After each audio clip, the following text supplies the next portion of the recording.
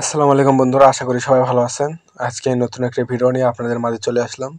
আজকে যে বিষয়টি নিয়ে ভিডিও করতেছি সে বিষয়টি হলো যে আপনারা যারা ইসলামিক ব্যাংকে মেসেঞ্জার কাম কাটে পরীক্ষা দিয়েছেন, তাদের মধ্যে আপনারা অনেকেই ভাইবার জন্য মেসেজ পেয়েছেন, আবার অনেকে পাননি। আপনাদের এখানে যে আপনারা মেসেজ পাইছেন, প্রায় আপনারা মোট এই পরীক্ষা দিয়েছেন 25,000 জন। তার মধ্যে আমি যতটুকু জানতে পারছি 1890 জনকে সিলেক্টেড করা হয়েছে, তাদেরকে মেসেজ দেওয়া হয়েছে। এবং এই 1800 জনের মধ্যে 1000 জনকে ভাইবার জন্য ডাকা হয়েছে।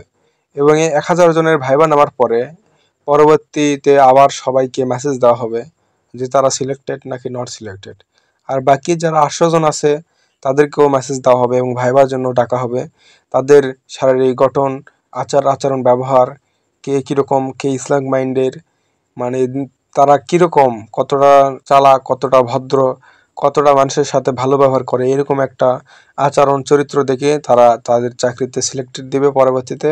তাই সবাই চেষ্টা করবেন সবসময় মানুষের সাথে ভালো ব্যবহার করা। কারণ আপনি যদি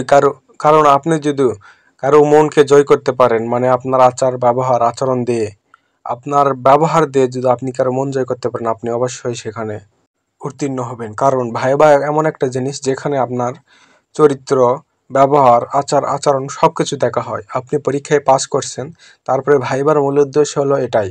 কারণ আপনি যদি যে স্যার আপনার ভাইবা নেবে তাকে সম্মান করেন, সালাম দেন, তাহলে আপনার প্রতি তার মন একটু হলেও নরম হবে। কারণ ভালো ব্যবহার করলে ভালো ব্যবহার পাওয়া যায়, ভালো সম্মান পাওয়া যায়।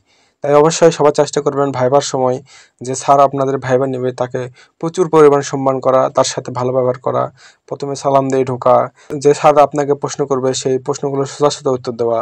আর আপনি যেটা জানবেন না সেটা বলবেন, সরি স্যার, এটা আমার জানা নেই, আসলে হয়তো বা জানা ছিল, আমার এখন মনে পড়তেছে না। মানে আপনি পারেন এরকম কোনো ভাব দেখাবেন না, সোজা কথা যে আপনার মনে নেই এটা বলবেন, কিংবা বলবেন যে আমার জানা ছিল কিন্তু এই মুহূর্তে আমি মনে করতে পারতাছি না। সোজা কথা বলতে হবে। আর স্যারদের সাথে সবসময় ভালো ব্যবহার করতে হবে, অ্যাটিটিউড নেওয়া যাবে না।